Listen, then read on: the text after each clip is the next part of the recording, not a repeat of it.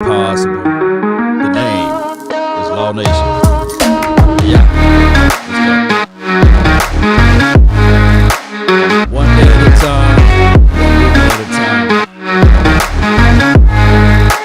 Appreciate you.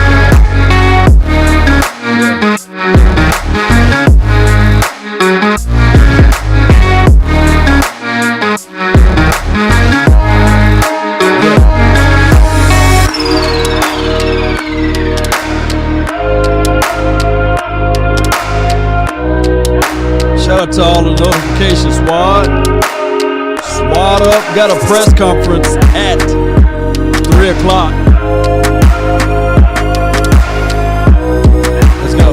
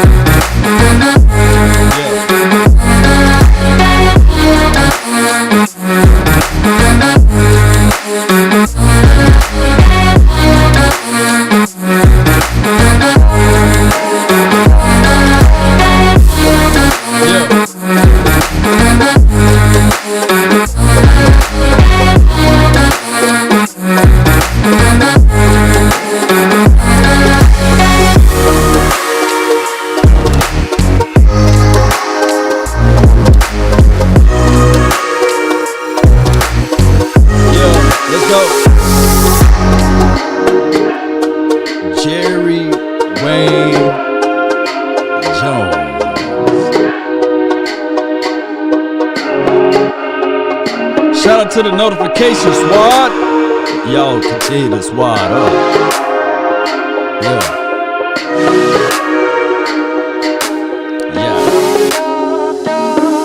Come on.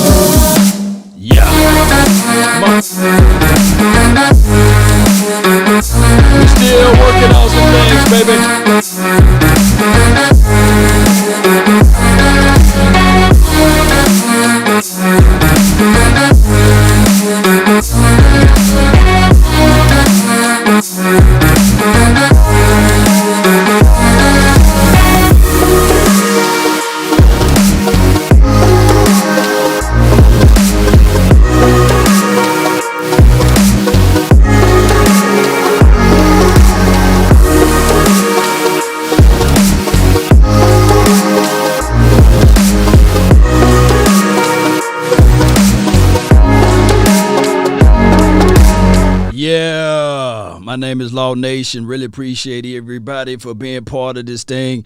Shout out to you all, especially day one of the draft was fantastic. Did like a 5 or 6 hour show all together, collectively speaking. Shout out to you, Terrence. I see you over there, man. As we begin, let me get this out the way. I don't know why that didn't clear itself earlier, but yeah. And my timer, that's what I was talking about. But I really appreciate you. Chris Jones, shout out to you, man. Shout out to everybody who shared the content. What a fantastic way of getting this thing going. We are in the middle, and I'm talking collectively, other Dallas Cowboys. We are in the middle. There's some people who are speaking glowingly of Micah Parsons, and there are some people that's angry and upset, want to move furniture over Micah Parsons. But my thing is, we cannot grade the draft after one pick. Let me repeat, we cannot grade the draft after one pick. There are tons and plenty of more options out there. Hey, the race is not to the swift, nor the battle to the strong or the mighty. It's to he that endureth to the end. So we got to continue to fight this thing all the way through, go line by line, and like they say in the good book, precept upon precept. And now you guys are getting some good old gospel talk over here, baby. So we got to look at everything. Not some things. Speed do kill. I see you, Tyrone. Let me pull up the chat box because I love to put this out here so that we can revisit this. in the future, right? So we can't run. We don't go run. We don't put things out here and then go run, right? That's why I love, shout out to you, Jesus, for sharing. Let me blow that up here, man. So now we got the historic data that we can all go off of and look at and say, yeah, this is what such and such said. Earlier today I did the quick video of like the people that's left out here. Of course, these are the best players on defense. Let me see if I can fix this up a little bit. God dog, get right here. Get right here. Let me see. Day 2. I gotta slide it about right here. Bear with me, Cowboy Nation. And earlier today I did this one. I did this video here, and we was talking about players that the Cowboys might can go out there and still grab, right? And Christian Barmore, he's available. I mean, he's just sitting there looking like, okay, somebody give me a call. Somebody call me up. Somebody yell out my name. Say my name, right? So he got Christian Barmore there. You also have a Moorridge. Hey, TCU kid. There are picks that's available so we can go out there and grab him. Ain't this right, Craig? Appreciate you. So we got some options, man. Shout out to you. Russell says Kevin Joseph and Barmore. So see, all of this stuff can change. What's up with you, Terrence Taylor? Shout out to you, man. Jaylon Smith, I had honestly forgotten about Parsons, but now I'm glad we got him. This is from John Smith. Truth only. His name is Truth only. And when you got one of those good names over there, the truth shall set you free. Yeah. Oh, woo, man. Hey, and then he put some fire emojis out there. Let me put some fire minds out here, man. We got some fire over here, Truth. Appreciate you for the $24.99 for your mind. Appreciate you. The press conference is going to be fire. Yeah. Woo, you done something for me, baby. Yeah.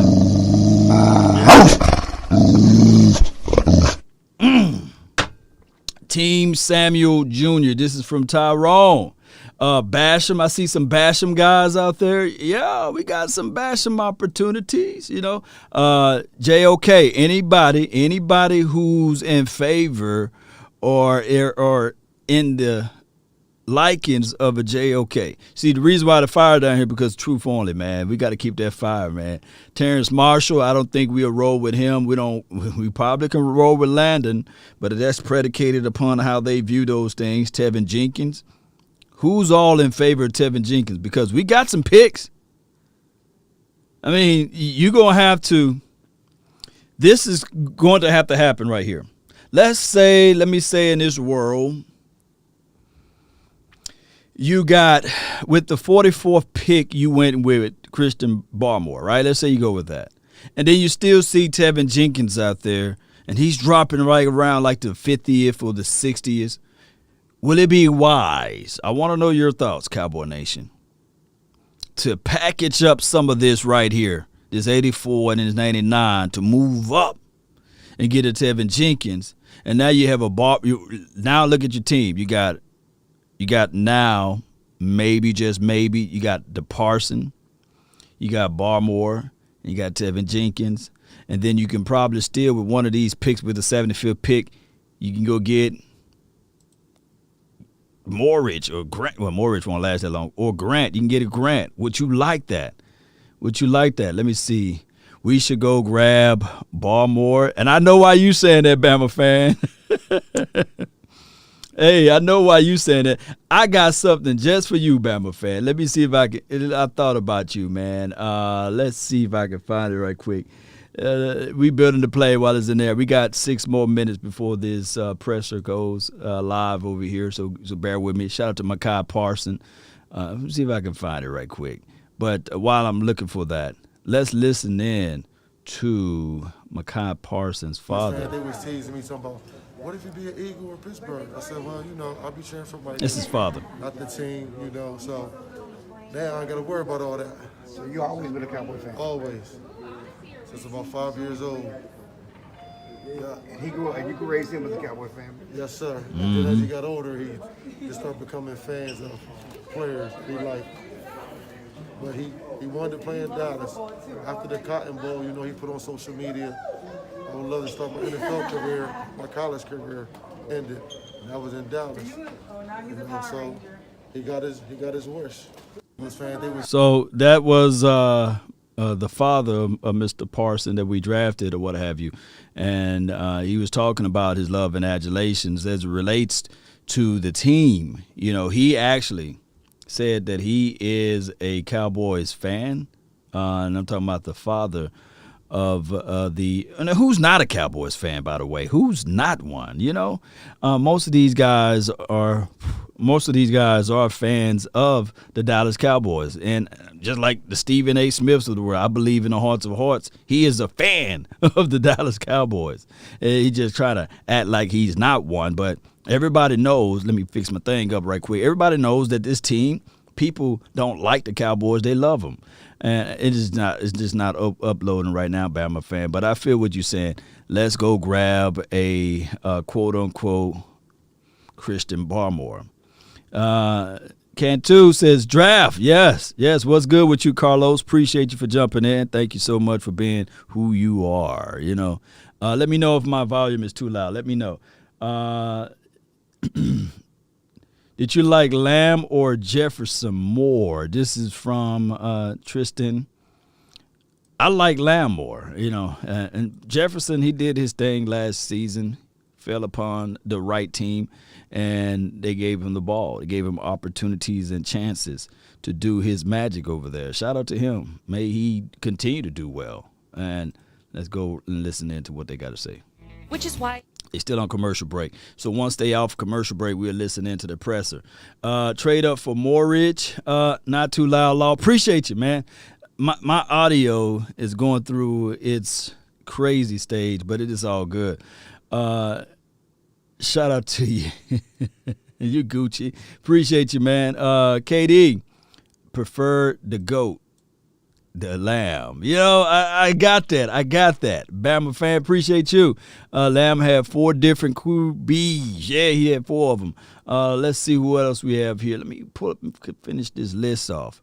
Okay, so, of course, we had Ashanti Samuel Jr. He's one of the guys that I like. Elijah Molden. He a guy that man, he's maybe small in stature, but he plays with a big heart, and he would be one of those guys. And I'm surprised they don't have a Darius Washington out here. He could be a guy that you can steal in the second day or day 2 or today is today, He could be one of those guys. So put him into this mix. As well as, I'm going to skip past this tight end. We still have to address this. That is the 4,000-pound gorilla that's just sitting in the lobby area. And that's the offensive line. What are we going to do with that offensive line?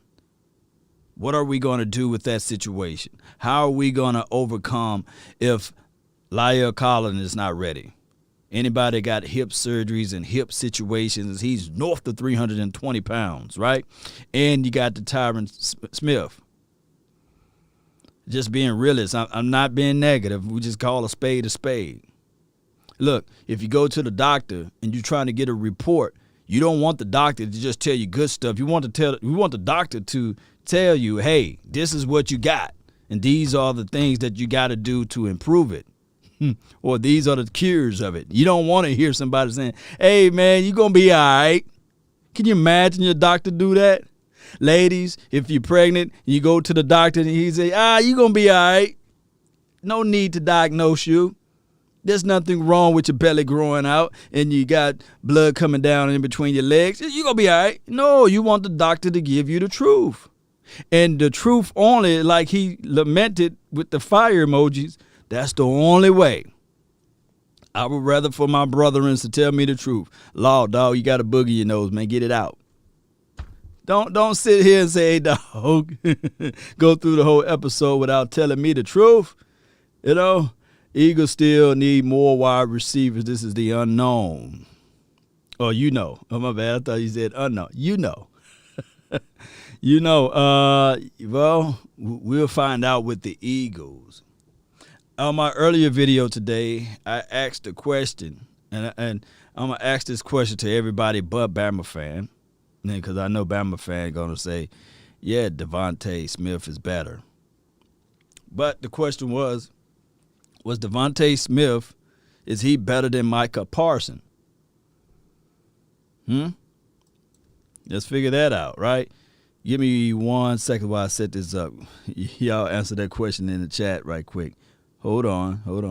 Give me 1 second. Got to switch it over. No, not that one. I'm too real for you, man. Let me go right here. Give me 1 second. Give me 1 second here. Yeah. Yeah.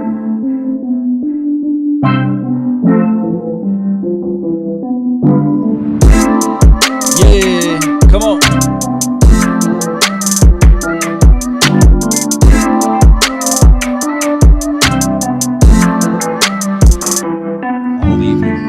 Gentlemen, who are the players you'd be most excited about the Cowboys possibly taking at 44 now? You know, it is a very long list, as Brian kind of walked you through some of his best players available. And They're still on that deal there. They're just not pulling over. So give me a couple more seconds with that one. And 5, 4, 3, 2, yeah. All right. So the reason why I asked that is because I'm seeing some people saying, no, man, we need a defense. Say that again. Say that again. We needed what? We needed defense. So that let me know that we didn't go with the best player available. We went with the philosophy of team needs. Now, trust me, everybody, mama, uncle, cousin knows that I'm team defense all day, every day. I'm absolutely team defense. Hands down team defense. So my thing is, or Slater, Ethan put Slater in there. Let me read y'all comments while I was setting this up anyway. Gary says, nope, we needed defense. Yeah. Cowboys, this is Brother Panda. Appreciate you. Cowboys with on that pick. Are they going to convert Amari Cooper to a corner, basically? Yes, I believe so. Not for Dallas. This is from Anthony. Appreciate you. Parson was the best player available.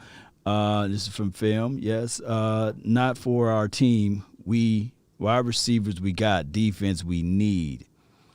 So when we say that, then the philosophy was not best player available, best need available. And we will see down the line where this will get us at. That's all I'm saying. Now, collectively speaking, do all of the teams do this? Quite sure somebody can say that. Quite sure that somebody can say that. Now, I know the draft is not a crystal ball. You don't have that right into your hand there. But can somebody say this right here? That with this particular draft, could you answer that questioning of solidifying the fact that you could never see Terrence Steele out there again? who, if you have a Terrence Steele out there, opposed to a Slater, last year, would we be better? Let me know in the chat. So those are things that we got to take a strong mindset to. That's all I'm saying on that one. Yeah. And that's, I think, how you end up at somebody like Paulson Adebo at Stanford, Melifonwu at Syracuse, Tyson Campbell at Georgia. So I think we're trying Robinson from... Is he a slot only? Would they do that? That's What's up with you, Marvin? Corner. Man, he is a good player, though, too. And like you say, you can watch him and Grant. I mean, if you told me I could get him and Grant, both those kids from Central Florida in these next couple of picks, I'd be super happy. I just don't know if they would do it. And that's why I think... Campbell's a possibility. You mentioned Melifonwu, Adebo. I think those are the guys that we're probably more looking at right now. We're looking for taller dudes that can scoot, Gavin. Yeah, that's exactly right. So we got some smaller guys we might like better, but to try to give you the right names on the home of the Cowboys, we got to skip down a couple and give you the tall ones. And then in the second round, if we're looking for the right name, it could be a boomer bust guy that they want to look at. I mean, historically, that's about the case half the time. Is there a risky pick in here that you think makes sense for needs as well? You know what? I'll give you one. Christian Barmore. Barmore. That's it. Boy, Jeff, you're right on this game. He's the hand-holding guy. He's a hand-holder. Yeah, Alabama does a great job of like a support staff that makes sure that all their kids get to class and get to meetings and all that. Barmore requires a little bit more of an entourage, let's say. That's how it was described to me. Gavin, can I throw you a wild card? Throw it. Can I throw you a curveball? Yeah, let's Give you my thoughts. What if I said, how about my 19th best non-quarterback? I don't think he'll make it. Ole Miss wide receiver Elijah Moore. He's a 4-3 guy. Let's go. He plays in the slot. He's a good route runner. He actually averaged more yards per game than the Heisman Trophy winner, Devontae Smith, in the SEC. Can I interest you in a wide receiver if he makes it? You could, brother. Yeah. Okay. Kavanaugh always throwing enjoy that wild kind of stuff, curveball. and I'm really interested in giving Kellen Moore and Dak the opportunity to sort of redefine or reimagine the way that you run offense and, drawing up some new rules. All right, let me throw you one more wild card then while we're doing the wild card segment. We are doing a wild card segment right now. Brian? Sure. Go ahead. Could I interest you in Alabama center Landon Dickerson at 44? Yeah, he is when I look at those off. All right, so Landon Dickerson. Yeah, so they're on the same page that I was on earlier when I was looking up that chart. So when we look at this right here, Cowboy Nation, all of these safeties are available. All of them. Moorridge, Holland, Jamar Johnson, who is, let me go right here.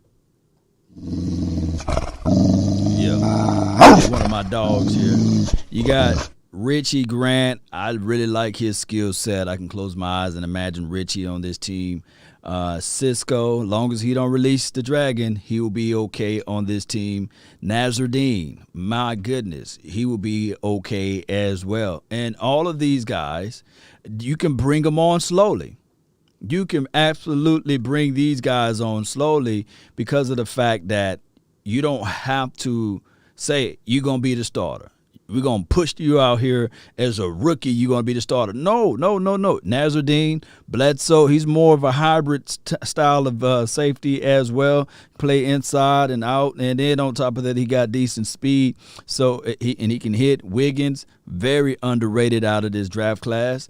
I like his skill set. And if you're looking for somebody that can hit, hey, Tilano, man, my goodness. And, of course, Devine, how do you say that man's name? And Richard LeCount, he's pretty good. Adarius Washington, they got him way down here on this list. But either of these guys or any of these guys, from Tyree to Caden to Brady Breeze, Paris Ford, you got to work on something. Caden, he's a developmental situation. You don't have to really put him as the starter, what have you.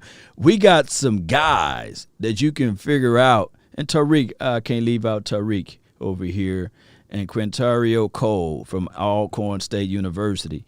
We got some guys that you can pretty much, and this is just the safety class, by the way, that you can really take a good look at and say to yourself, man, oh man, man, we got some guys that we can take a look at. Shout out to you, Miss Scout and Pro. Thank you so much for being part of this thing, as well as Constantine. Appreciate you for jumping in.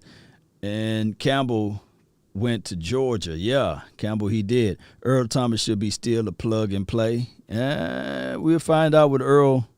Let's see what he got. There's a play. It's like him, that Bolton, those guys, they make every single tackle. So yeah, I wouldn't be surprised if some point in time that they add one of these down the line type of linebackers. I'd kind of like to see him, and I don't know if it's going to happen. Third round, that I'll mention Davis Mills, the quarterback from Stanford. Easy now. Oh, that could get real interesting. Come on, man, just give me that pick at 99. That's my golden ticket right there. You could have I like all those Davion defensive Nixon. guys you want. Just let me take this quarterback from Stanford at 99, and I would be real happy with you. Now, what about this center that Jeff mentioned? Oh, he's a really good player. Do they need an upgrade there? Wasn't Biotish kind of promising as a rook? I think if you think a guy can play center and guard, then you got a chance to pick him. Yeah, this is the competition is going to be at guard with our guy McGovern. The Connors. Yeah, the Connors going at it. So but man, Dickerson's a good football player. He's just really beat up. The offensive line thing, all the Alabama guys are beat up. Really beat He's up. just beat up even more. They must practice against each other really hard. Oh, the practices are brutal. Who y'all got over here, man? Do you guys like Elijah or you like Rondale Moore as their wide receiver? Those little small guys that's so quick. Rondale, man, he's fast too. I'm surprised a lot of people like David said over here, man. A lot of people might be sleeping on him. What's up, Davis? What's good with you? He said Richie Grant with fire emojis. Jamar Johnson can't tackle. That's his problem. I feel you on that. Now, somehow he get to the ball and he claws it out. He forced fumbles, but he's not the best of the best tackles. But he get to the ball, he get to the space, and he's a ball hog. He's a true ball hog. I like that. And he got great situational awareness and things of that nature. Get a kicker. This is from Big Simple 422. No, we don't need no kicker, man. We don't need no kicker, man. Get out of here with that. DT from shout out to you, Jay Versick. Get Brady Breeze. He got the name of two goats. You ain't lying, Jay Versick. You got the name of two goats, man. Gonna be the best player on the field. Brady and Breeze. Law, he said he like kickers over. Get out of here, man. We don't need no kicker, man. Asante, yeah, I would love to see that. He's like, okay, let's grapple. And like a pro wrestler. He would make did the I people miss the press quit. conference? Like at a pro day? Yes.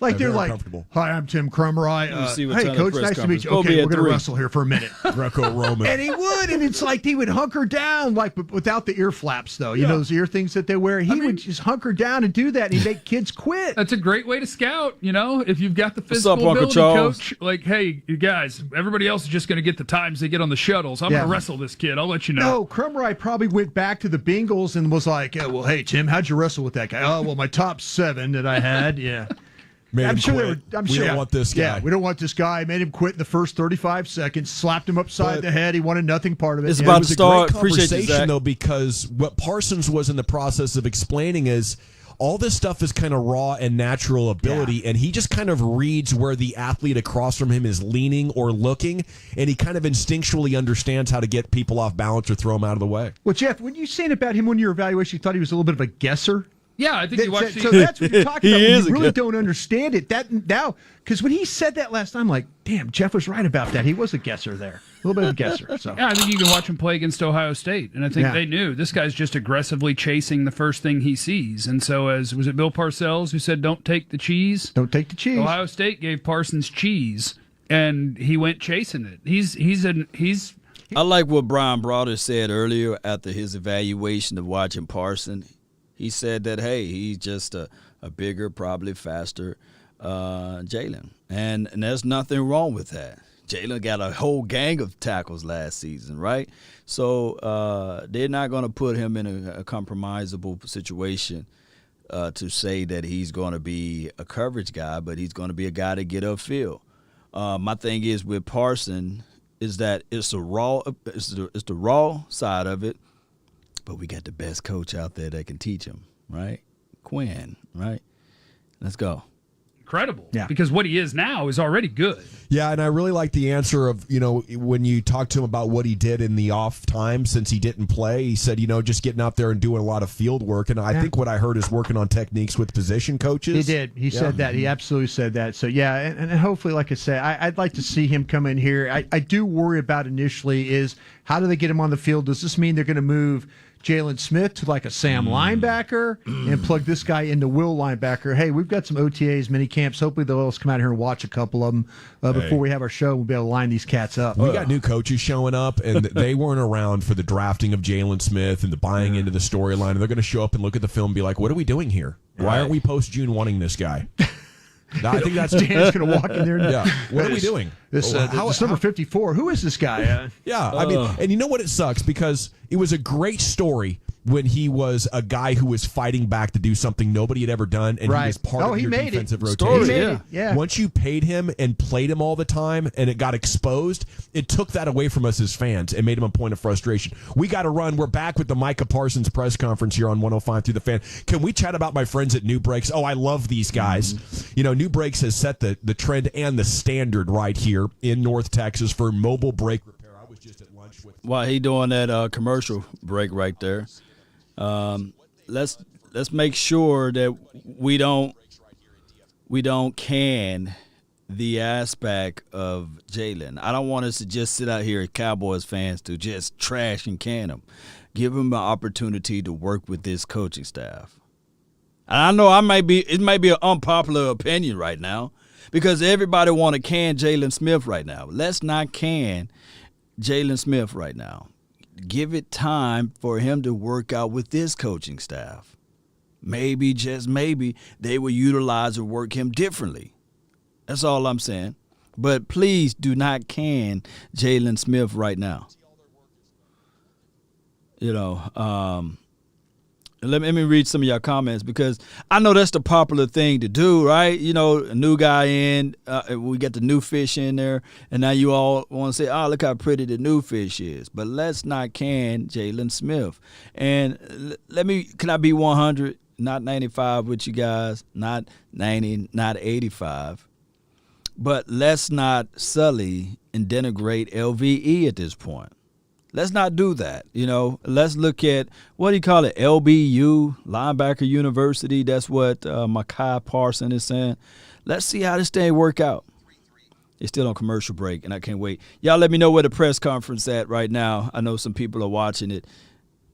Is it on the Cowboys website? I need to go there instead, huh? The whole defense scheme was bad. This is from Jedi. Was bad. No one was good there. On the bright spot, like Diggs and Wilson. But Smith is going to be fine with Quinn. And let's say Quinn look at Jaylon and say, hey, all I want you to do is rush. You create the pressure. I want you to line up on the weak side and just come down. Wherever the fullback is at or wherever the strong side, the tight end, I want you to just go to the opposite side and just go to the quarterback. I just want you to do that. But it's going to compromise. Don't worry because my guys are going to be in the zone. Who knows what Jaylon is going to do? Tim says, I'm a Jaylon Smith fan, hoping he just had an off year. Yeah, and I know y'all probably looking at it like, man, you just homering this thing up, man. It's still on commercial break. Long old commercial. Jaylon is the truth. Now, I ain't going to say all of that. Oh, my goodness. But I ain't going to say all that. But I'm just saying, let's not can him, though. And let's not can LVE. Just think about it. When LVE was drafted, I'm probably the only guy on YouTube and Facebook and Twitter and Twitch and all of these platforms that will admit that I was wrong, right? That whole year, I got mad. I was angry and upset at the pick. I was moving furniture around. I think there's a live video somewhere out there. I think it's on DDP's page. I need to go pull it up, and I'll show y'all my live reaction. It was me, Big Game James, and DDP. We was at the draft. Well, we was at a restaurant watching the draft. And when they drafted LVE, I was like, and all that year I ate crow. All that year, I was telling people how I made a mistake. And I was glad that I was wrong. Here we go. Give me 1 second here. Bam. I did on a personal basis, but excited. Coach, before Micah speaks here, I'd like to hear your thoughts about anything overnight that in thinking about him joining our team. Well, definitely. Actually, Micah's had a chance to meet with Coach Dan Quinn and George Edwards and Scott McCurley. So just to get familiar with, our direction as a defense and how he fits in. So, just as we talked about last night, he's a multi-position, but he's an excellent football player that's a great fit for. As the COVID-19 vaccines become available, How they going to slide that in there? How they going to slide that up in there? I had to turn it off. I'm about to go to the website instead. Yeah. Right here. Mm-hmm. Mm-hmm.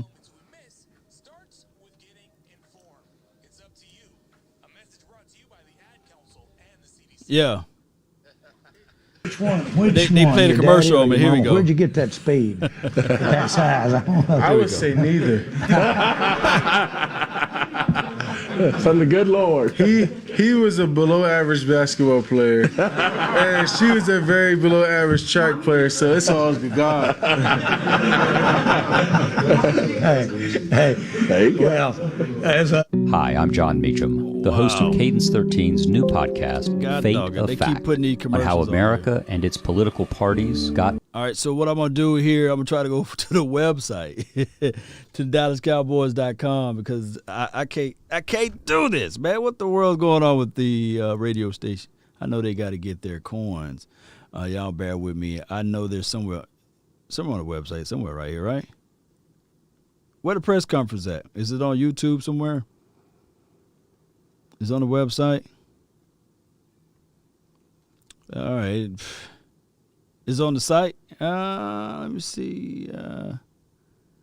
DallasCowboys.com. I go there. I don't see it on the site. Where is it? The press conference. Multimedia. Well, that's the highlight there. Let me see. Micah Parsons. That's the highlight there. Oh, in the world, let me go to their YouTube page. Oh, in the world, you don't. The radio station tripping, man. Let me see if they. Family multiple times and a lot of mentors that I met throughout my process, like LeVar and Navarro, past linebackers that came through the NFL. And, you know, I don't think I'm making up time. I think I'm right on time. I'm right where I need to be. And, you know, as soon as I get here, we're going to get right to work and become a better football team. How do you feel you're a different player today than you were when you were last on the field in 2019 based on the work that you put in while opting out? You know, I'm more in shape, better fit, you know, moving better on the field, working a lot on my field work and footwork. What were those so, you know, once I get here, I look to show be doing a lot better in space. He was talking about all the things he liked in my tape, how he wants to, Let me know if y'all can hear send that. me on a lot of blitzes and how he's going to have me man a lot of backs and tight ends and how I'm going to match up well with a bunch of good running backs in our division. So I'm really excited to do that for him and compete at a high level. Like, what's this last 18 to 24 hours been like for you? I don't know. Think if you were 21 and you just met Jerry Jones. Oh, you got a little smart attitude. I like that. It's pretty freaking awesome, I would say. You know.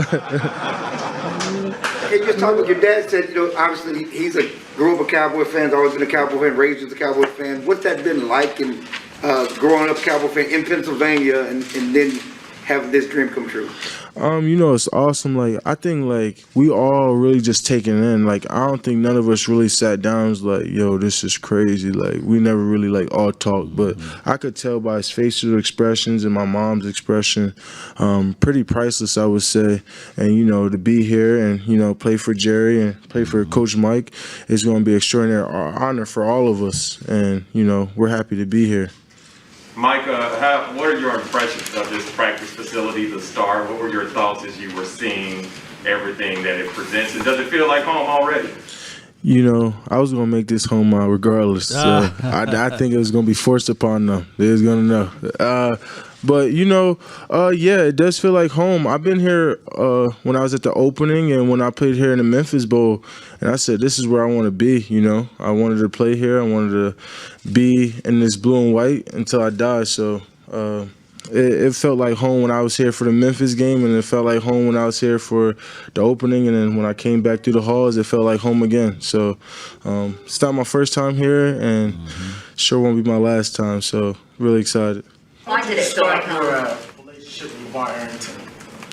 It started when I was in high school. When I was getting ready to commit to Penn State, he was the first person to like really reach out and believe in my talents and saw that I could be a special player. So ever since then, he took me under his wing and really molded me as like a person. Some of your family members said a lot of the Parsons clan is going to be moving down here as well, not just you. What would that be like if you've got your whole family down here and supporting you? Support, great. You know, brother, sister, love, hate. You know, I gotta make sure no one has my address. Your phone number. I'll text them. I will meet at a local restaurant for sure. Micah, you said yesterday that you think that you're going to be going against one of the best offenses in the league in practice. So I was kind of wondering, how much have you watched the Cowboys over the last few years to know that they have a loaded offense and things like that? I mean, I thought they were. Personally, I use them in Madden quite often, so I know what type of talent they got with, Mark Cooper. Then when they added CeeDee Lamb last year, extremely loaded, and before Dak got hurt, their offense was moving great, and I think they're only going to keep getting better with how much talent they have. So when I got a chance to go against these guys, it's going to be a great opportunity. I think I'm going to go it's going to be harder in practice in some games, so it's going to be very interesting. Mike, have you and a lot of guys reached out on Twitter, Instagram, whatever? Have you heard from any of the veterans? Yeah, I heard from Dak. He's one of the first people to reach out. There you go, leader. I could tell Leadership. he's already a big leader, and DeMarcus and Trayvon Diggs, and Zeke said something funny too. So, I kind of see the bond these guys have in the locker room, and I'm looking forward to meeting them all. What do you do best? What do you think you do best? I mean, they talk about your ability to rush, but what do you like to do best? What do you think you do best? Just play football, man. I feel like I'm just instinctual, and I play with a lot of effort. I think that's what I do best. I'm always trying to get to the ball. I'm like a ball hawk, I would say. See ball, get ball. Water boy type. See ball, get ball. Micah, how much do you pride yourself in your versatility? You mentioned you cover the running backs and rushing the passer. I mean, you can do both aspects of it. How much do you pride yourself in that, being good at both things? I would say I pride myself a great amount. I feel like that's the reason why they selected me. I don't think you could be one-dimensional in this league now today with how many good backs there are that can receiving backs and, tight ends that are going out into the slot. So, I think me being versatile could have me here for a long time. What kind of leader are you? Are you someone who sets the tone in the film room, the weight room? Are you vocal, more quiet by example? You don't seem very quiet right now, but what? My personality is not quiet, but I'm quiet, if that makes sense. I would say, in the locker room, I'm more quiet and just lead by example, really. Just work. I don't really talk a lot on the field either. I'm kind of just like a silent, I don't want to say the word, but you get it. Mike, how has your son Malcolm impacted the person you've become the last few years? I feel like he has a tremendous impact on a man, that I'm matured into. I think we do this all for our kids, and we do this all to change our families' lives. And, I did it for him and my family to change our lives. And, I knew how to mature and become a better father and a better player every day and every year. So, I feel like he had a great impact on who I'm becoming and still continue to becoming. The NFL reaching this level, I'm sure, has been a goal of yours for quite some time. Now that you're here, what are you aspiring to? What do you want to achieve next? I want to achieve all great things. I'm not going to set the goal small. I want to be a big-time football player for the Cowboys. I want to be a big-time player to ever come through the NFL, and I think this is the beginning of the journey, and it's going to be a great start for me to be in this organization and be with Dan Quinn to start this journey up. On that note, if your defensive teammates were to ask you what can they count on you when you're on the field to do, what would you tell them? I would say to play 100%. I believe if you got 11 guys that's want to play 100% and sacrifice and get their bodies up for, the other 10 or 11, you're going to have a great recipe for success. For Coach McCarthy, this may be even more a Dan Quinn question than a you question, but I think you can probably speak to it a good bit. He's very similar size-wise to a couple of guys that Coach Quinn has coached in Atlanta as well as in Seattle, preserving Vic Beasley, and yet he's even faster than both of them. Can you see using him in that kind of role, that kind of way? I mean, definitely. I've said it, last night, I've said it again today. He has the ability to play all three positions on and off the ball. So, it's the conversations Dan and I had this morning as he was meeting with the defensive staff and as we're starting to plan packages and personnel groups, we just want to get Micah here, get comfortable, get in the room, and really we got, it's going to be more about selecting what we think, not only what he can do, but how it fits everybody else, because he's a multi-positional player for us. Michael, when you were at Penn State, you talk about the challenges of getting that program back to on top and an elite level, and you get motivated by trying to do the same with the Cowboys here? I feel like the Cowboys is already elite, I feel like I'm just adding to the weapons they already have to really make us even better and even more elite. And, I don't think Penn State was ever really down. I just think we just need a little bit of life. And I think I helped give life to Penn State's program, and we got better and better every year. So that's it. Given some of the character allegations about you ahead of the draft, what do you think is important for fans to know about you now that those charges have been dropped, as you spoke to last night? Obviously false allegations can obviously, how the media portrays things sometimes and makes how things look, and people don't actually really deep dive into the truth. But, truth always comes to light, and I think, these guys did their job in digging into it, and they know that, I'm a high character player in person, and, I'll be a great addition to the team. So, I don't think my man right here will invest someone that he couldn't trust. So, I'm glad to be one of those people he trusts. What are your early, now that you've gotten a chance to meet Michael face to face, what are your early impressions of Michael? Well, I can see that there's a lot of serious love and a lot of connection with his family. And they get mixed, and there's energy here. And they obviously this tremendous day and a tremendous time for him and them, but still, I sure do see a great family here. I saw immediately. I'll never forget. The first time that I met Deion Sanders, and we were out at the old stadium, and he came in to sign his agreement, and he had been in the league for several years. And boy, we were down in a locker room, and all kinds of people were around that locker room, and all Deion did was stay over there most of the time before we went to the stage and play with his boy. And his boy was over in the locker, and he was showing him the locker and all that kind of stuff. And I thought, my goodness, you can see where he's got his time and attention there. And I think that boy's running up and down the field out here someplace today. But still, I like that, my initial. The other thing is I would ask this. I know the answer, but I'd like to ask Coach.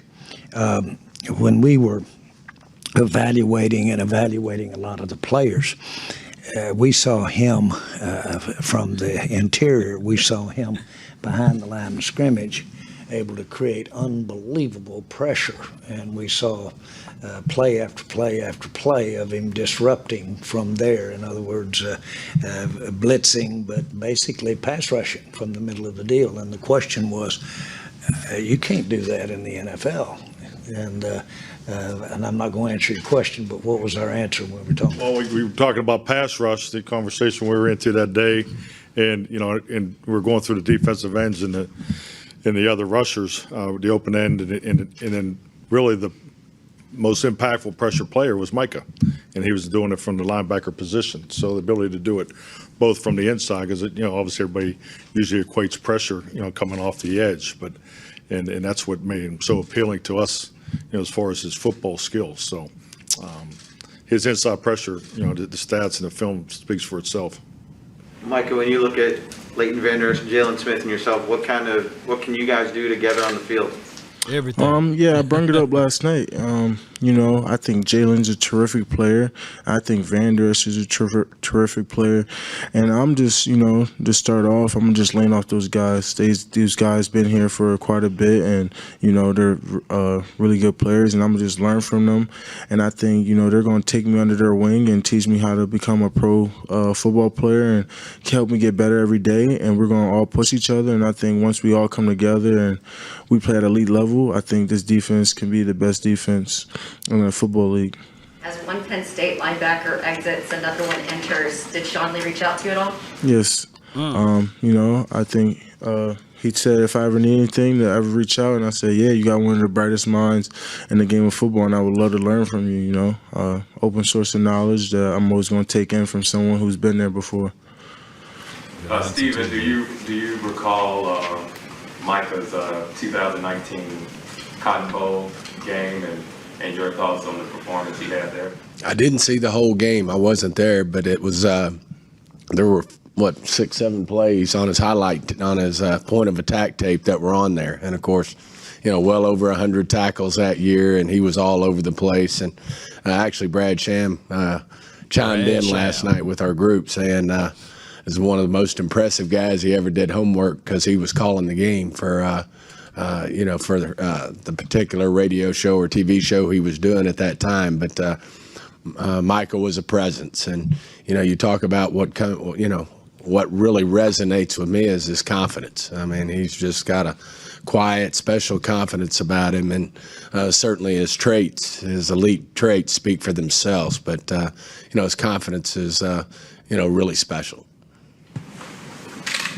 Where does that confidence come from, you think, Micah? I just think it's my mindset. I just hate to lose, and I love to win. So, Good answer. We go anywhere you want. And we could do basketball. We can go bowling. We can do whatever. Play some chess. I'm gonna find a way to beat you. I will never lose every day. And I just think, if you got that mindset, and the proof is in itself. You lose today, you got a new day to wake up tomorrow and win. And I'm always find a way to wake up tomorrow and become a winner. So I think over time and years, I just built the confidence in myself that knowing that I'm a winner. How did you fall in love with bowling, by the way? Ask my man Deron. He beat me twice, and I said okay. So the next day, we all went back again, and I lost again. And so the next day I came by myself. I bought a bowling ball. I said, you know what, maybe it's the balls at the lanes. Like, this can't be real. I was like, and I bought like a 10-pound bowling ball, and I chucked it down the lane as hard as I could. This guy's like, that's never going to make you good. I was like, what did I do? So then he gave me a different bowling ball that was like 15 pounds, taught me a little spin to it. And then once I saw that nice spin hit into that pocket, it was just, I fell in love with the game of bowling just like that. So now I have like 8 bowling balls, and every time I go home, that's all I do is go bowling. So. Well, Michael, speaking of winning, where are you at in your negotiations for jersey number 11? I discussed it, but I didn't talk to Cedric yet, so just got in here, so it's a person I could talk to. If I can't get number 11, I'm pretty sure we could figure something out. What negotiation? See Jerry. That's Jerry Jones. No.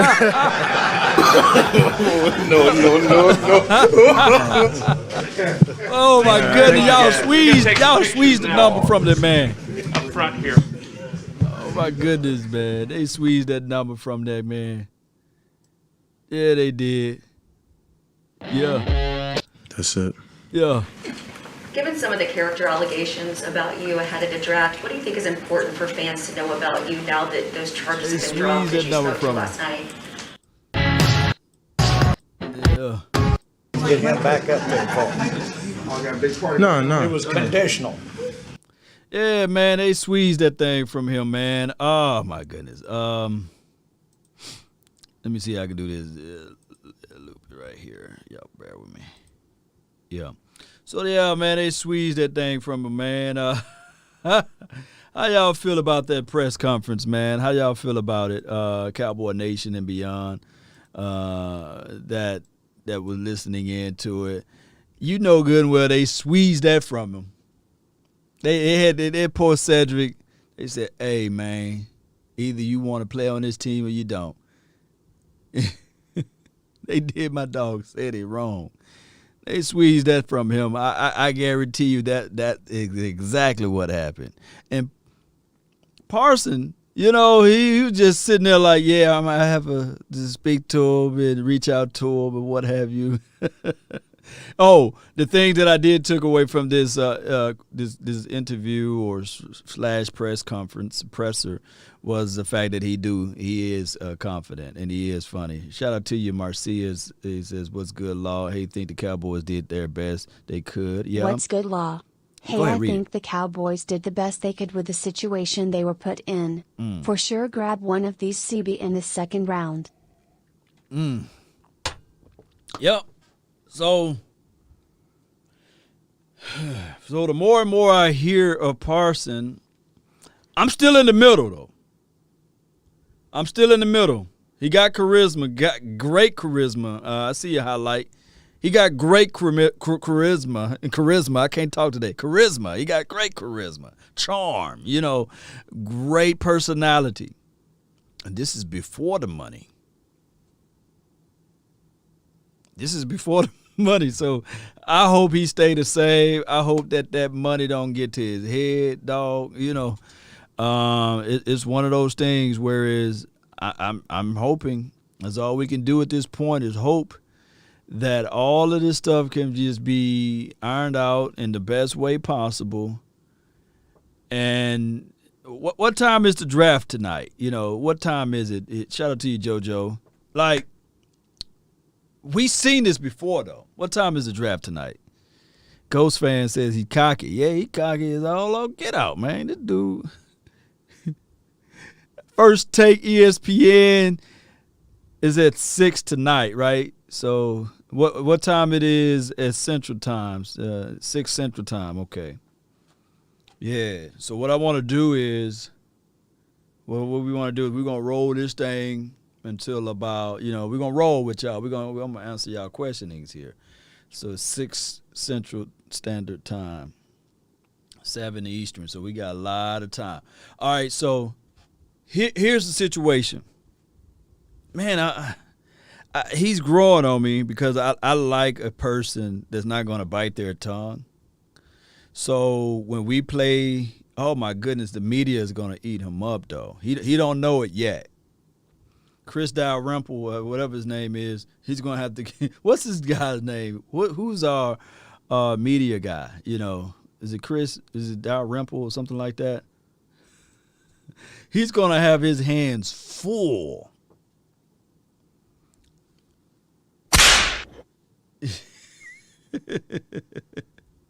Yeah. Smitty, what's good with you, man? Appreciate you. Draft JOK, he's a hybrid safety. He is a dog. Replace Van Der Esch. That'll work. That probably will work.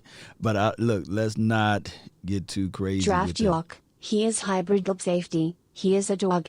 Replace Vander and Jaylon. Yeah. Appreciate you for that love and adulation there. Ooh, it's going to be crazy. Matching up with Pitts versus Parsons this year.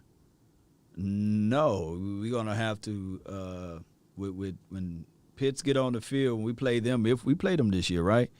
You just slide Donovan Wilson or Tachie to his side. And if they get rid of number 11 on their team, we in good shape. Because I think that even with Ridley, I think that Diggs can at least keep up. We need a true one tech. Yep. Law, this is from my dog, Dallas Cowboys junkie. Law Parson don't care about the media talk. Oh boy, is serious. He's different. That's the point. See, the media here is one thing. With Mike Fisher, Jane Slater, she's not a local media, but she's here. That's one thing, right? Spags, all of the other people that does this, Jeff Kavanaugh, that's one thing. But we got the steroid media, like the Stephen A. Smiths of the world, the First Fakes and first all of the other stuff, Undisputed and all of those boys. When they get to talking, they use those clips and those sound bites, and it just be one of those things. And I'm not worried about it, but I'm just saying it's going to be a lot of content, a lot of stuff, that's going to be echoed and permeated throughout the media sphere, if you can say it in those ways. Like, for example, I think Greg Hardy was here for a cup of coffee, and he said, "Man, I'm gonna come through guns a blazing." Like that's that's just an average saying that everybody say, man. You know, guns a blazing. I'm gonna go guns a blazing. That made headlines all throughout the world. You know, because he's Greg Hardy and he played for the Dallas Cowboys or played on the team at the time. So he's gonna have to be really, really, really Rich Dalrymple, right? That's his name, right? I said Chris, but Rich. More Rich is next. Okay. Move up and get the safety we always wanted. Look, I was just looking at this list. This is let me pull up the safeties list. Let me see. I think I did this earlier, right? We talked about this. Let me see if I can. Bear with me. Bam, da, da, da, da. OCD moment right there. Bam. Yeah. Cleared it up just a little bit more. Hold on. Give me 1 second here. Make it look better, right? Right about there, right? Yeah. Here we go. This is the safety class. All of these guys are available. Let me see if you guys can see it. Morridge available. Holland, Jamar, Richie, Cisco, Hassan, Joshua, Wiggins, Delano. We got some guys that's available. Let's see as far as the DB class. Let's see. All of these guys are gone. Greg Newsom gone. This Stokes gone, right? He going to the Eagles. No, he's going to the Green Bay, right? So Samuels, he's available. Melifonwu, he's available, right? Molden, you guys can see that. Molden, he's available. Paulson, Trill, Tyson, Benjamin, Aaron Robinson. So, and Embry. We got some guys that's available, man, that can do some things for us in the secondary unit. Do you guys want to pull up more linebackers, right? Let's see. Zachary says he want boss man fat. You want boss man fat. I feel you on that. Justin says Stokes. Stokes gone, man. He's gone. Stokes gone, baby. Campbell is available. Samuel is small. Quinn like cornerbacks that's 6 feet and above. This is from Richard. Well, will we do the compromise? Can we compromise? I don't give a dog about Samuel's size, height, and all of these things, man, because he don't play it. He plays bigger than that, and I think that Samuel would do a great job over here. We want Trayvon. Are you talking about Tevin or Trayvon? Are you talking about who? You talking about JB? Who you want, man? Or that's Javon? Who you want? Who you want, fam? Who you want? Paulson is a true believer. Okay. Boss man fat. More rich. Y'all saying all of these names, but let me show y'all where we need to be at, though. Let me go right here, and we're gonna stroll back up on this list, and we're gonna look for. I'm pushing big body, can't stop me. 49.8, I gotta sell 1 million copies. Y'all remember that song? Wanna be a baller. We need and Barmore, he's not a guy that's just big and burly or what have you. He's more of a pass rush situation from the interior guy. Okay, you got Tommy Toe guy, right? You got Milton Williams. You got Davion Nixon, who may be a sleeper in this particular draft. You got Shelvin, Aleem, Jay. Who y'all want, man? Marlon. You know, he got Marlon. You got Marvin Wilson. You got the Osa. Is he still available, right? You got Jalen Tyman, who is very, very underrated. Tonga, big boy. Now, that's a big boy there. What about a Tonga? You know? Jordan Scott, I think that's my dog, Boss Cowboys guy. And then you got Bobby Get Down Brown. You know, you got Bobby Brown in the house. We got some people that we can take a real good look at in this particular situation and scenario. 20 in Blaze. Oh my goodness. It's Greg Berry. Tonga is a beast, man. Carlos Boogie Basham, defensive tackle. This is what Rahman want. You want that? Okay. Let's take a peek at what they're saying after the presser, because I know, unless they're on like this commercial break, I know how to do this. Give me 1 second here. Let me see what they're talking about right quick. Let me see what they got. Guys, and make them feel stoked to be Cowboys and convince the fan base that you got the next star player. And listen, General, before anybody says, "Oh, Fish, you homer, Fish. you back pocket boy for Jerry," I'm the one that stood. I mean, I sat there and laughed at him on live TV and radio. Last night you say at that midnight. every year, Jerry. You guys say it every year. Yeah. And they do say it every year. Yeah. It might date all the way back to Russell, Maryland. Well, no, the number one guy. No disrespect to Russell, Maryland. It is part of what they do, but the convoluted nature is even more fascinating to me. Yeah, it pops up some inconsistencies, I think, and makes us a little bit more concerned. But I think they're more concerned with what's in the headlines and the quotes in there and creating a little bit of hype around their first-round pick. So I understand. Sometimes in this business you have must-lie situations, Fish. Now we turn our attention to what Kavanaugh and Broadus do better, not just anybody in the DFW market, but in the country. Now we start getting into the non-first-round guys where, I know how to pronounce Levi, but I'm not sure how to pronounce the last name. Onzurike, I believe? Onzurike. Okay. Jeffrey, you did this last night on Twitter. You came up with, I think, 5 defensive back names, okay? And then in putting together my look at your boards and my talking around a little bit, there's 10 great names still sitting here. A couple of defensive pass rushers, couple inside defensive linemen. I've eliminated linebackers here.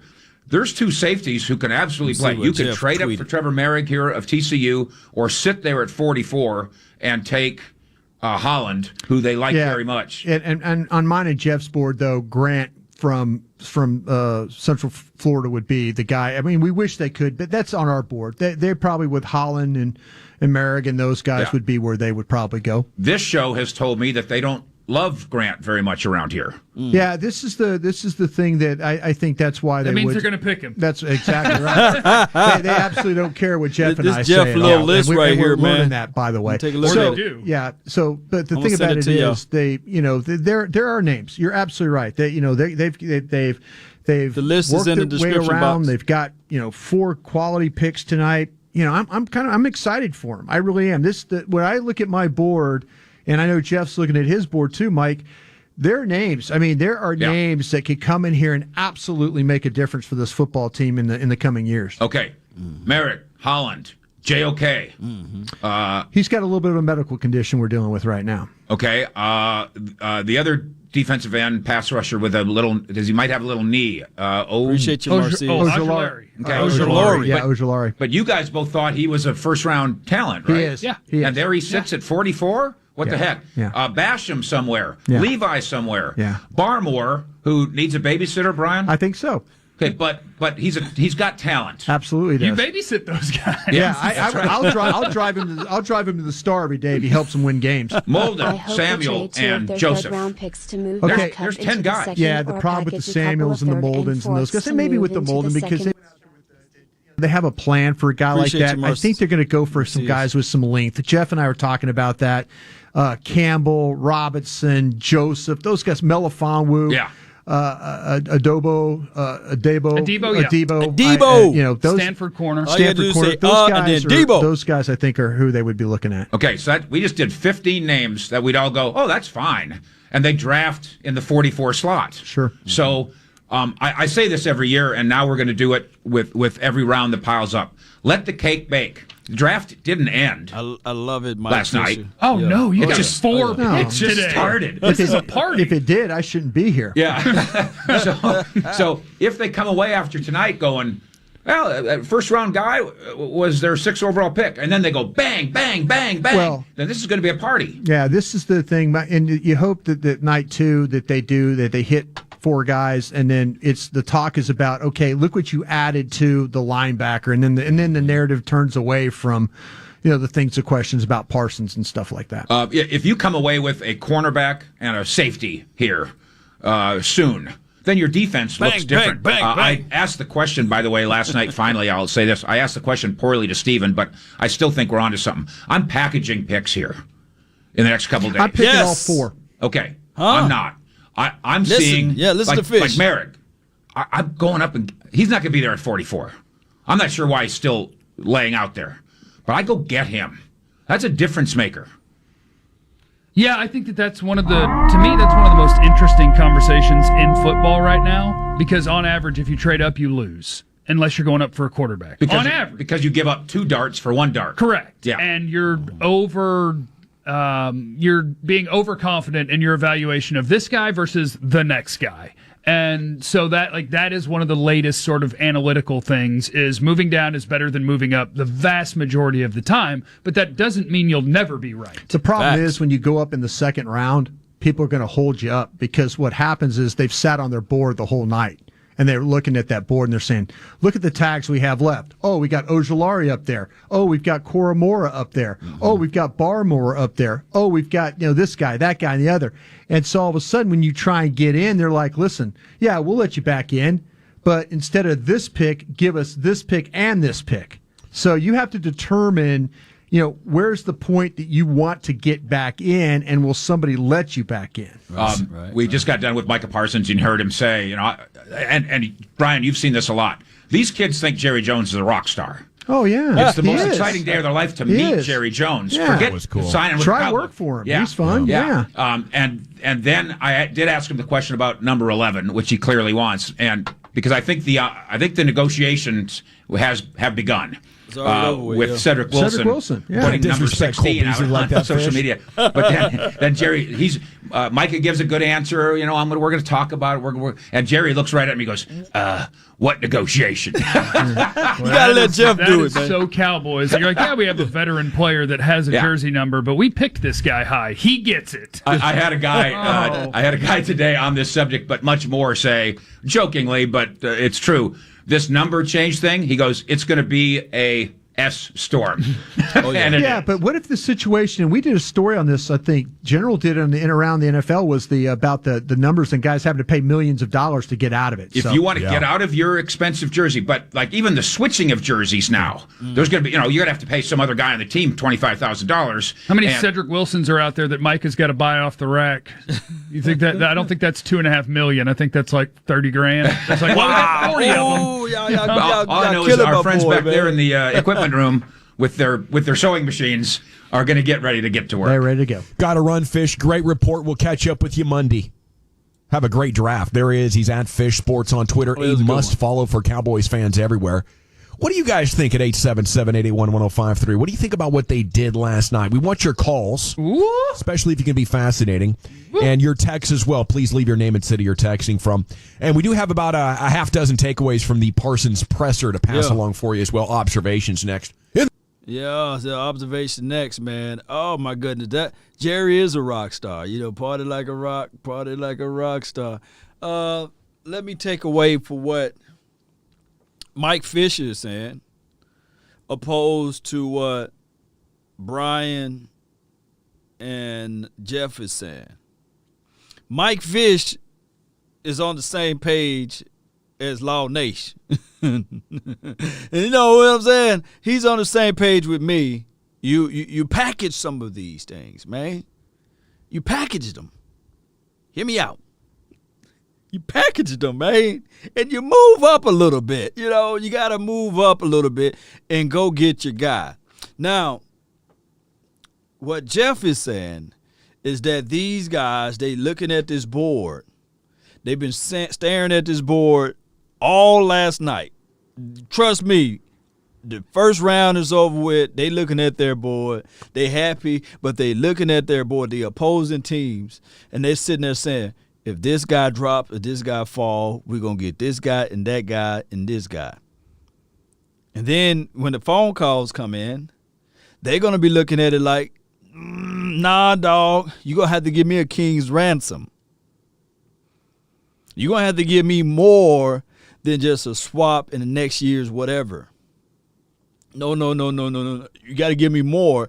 And that is what Kavanaugh is saying, and that is collectively what is Brian Broaders is saying as well. So, body like a rock star. Shout out to you, Greg Berry. So, how do you guys feel about that? What side are you guys on?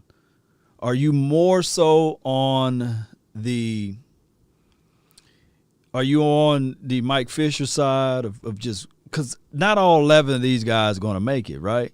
Not all 11 of these guys are going to make this team. Not all of them. Not all of them.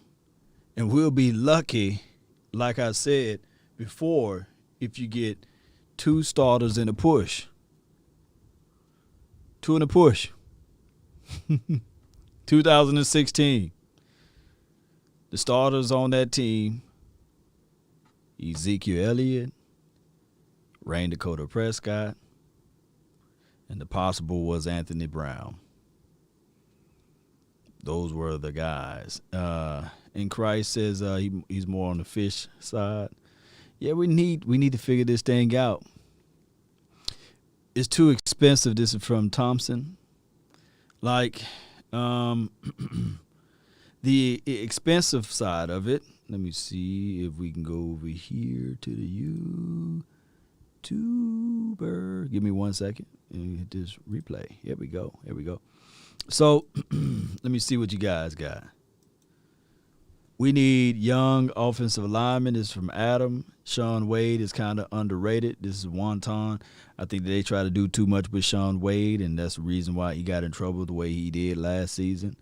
And it's kind of sullied his name and denigrated his process of getting over here to a legitimate team in the earlier of the rounds there. So we'll figure out how they're going to operate with Sean Wade. Corey says, Fish, trade a few picks. Hell, even 8 draft guys might not make it. It's damn sure not 11. And this is from my guy Corey. Because the draft, it always sells optimism, right? The draft, we always feel good about it. The draft, we always look at the draft and we will say to ourselves, man, we are in good graces because we got this, and that. But when it's time for those pads to come on and when it's time for the season to be, 17 weeks and through training camp and through the rigorous training camp, not all of those guys make it out. They don't. Jeff is funny, 330,000. He is. Get a cornerback, get a defensive tackle after safety. Let's go. I feel you on that one. We need to trade our 2 picks for J.C. Jackson. No. Need to trade. I read that wrong. I'm sorry. This is from True. True says we need to trade our 2nd-round pick for J.C. Jackson from the Patriots. CB is getting weak in the draft. This is from True. I did a video, and this is for Oscar. I'm going to package this all together, both of y'all questions all together. He says, quality over quantity. Appreciate you. If they feel me Rick is the guy, then they need to try for him. Shout out to you, Dr. Rain. Let me find my... Yeah.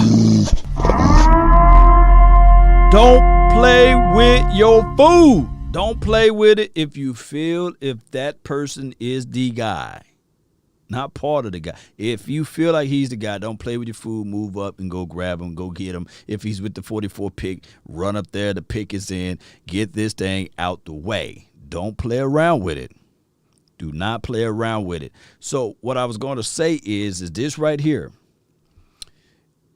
Quality over quantity. See, Jerry, and he can't help himself. He's a salesman.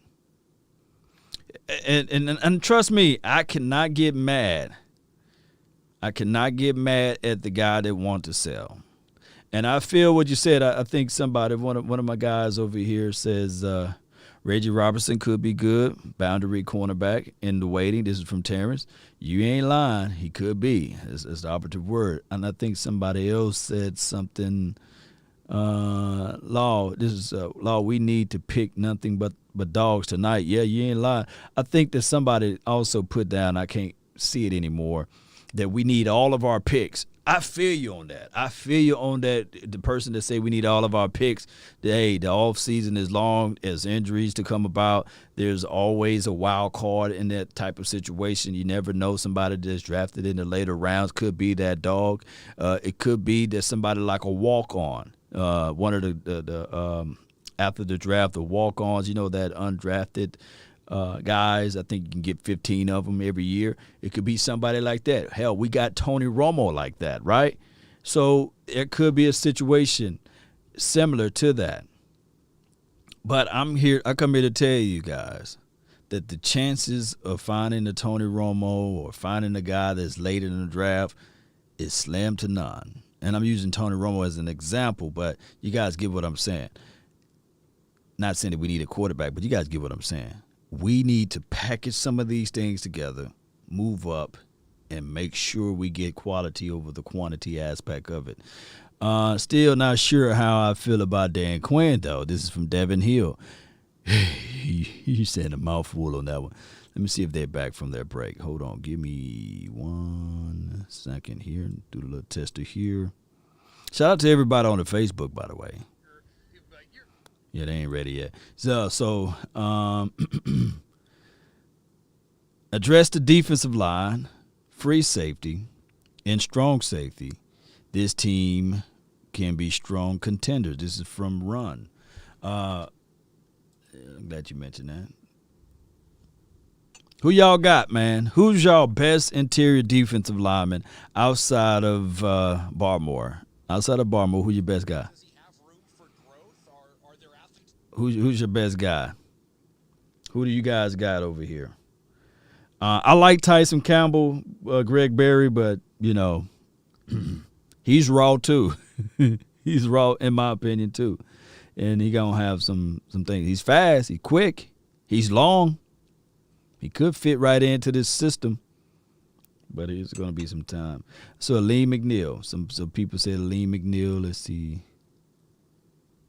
if we can do this. Aleem McNeil. He is a guy. Ideal role, they said 3-4. He can play nose tackle. In a 4-3-1, he can play in the actual one-tech position. Now, I thought for sure, let me see. Yeah, he's 6'2", 315-ish. I think that they giving him a little bit of that because he looked like 330 on film. But let's see. And he can play at the zero. Let's see what they got.